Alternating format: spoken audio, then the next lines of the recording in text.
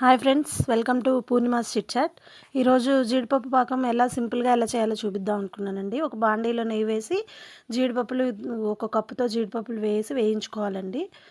So జీడిపప్పులు కొంచెం red కలర్లో వేగాలండి.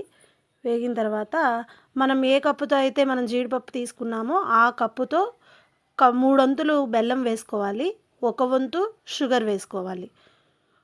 సో అప్పుడు మనకి క్రంచీగా వస్తుందన్నమాట పాకం.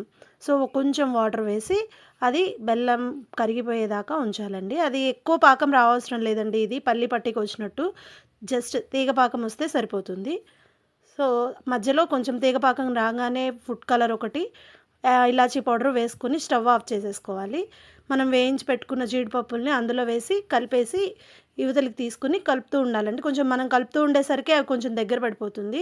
సో నెయ్యి రాసుకున్న ప్లేట్లోకి దాన్ని డంప్ చేసేసుకోవాలి. చేసుకుని చేత్తో కొంచెం అలా ప్రెస్ చేసుకుంటే అయిపోతుంది. Thanks for watching.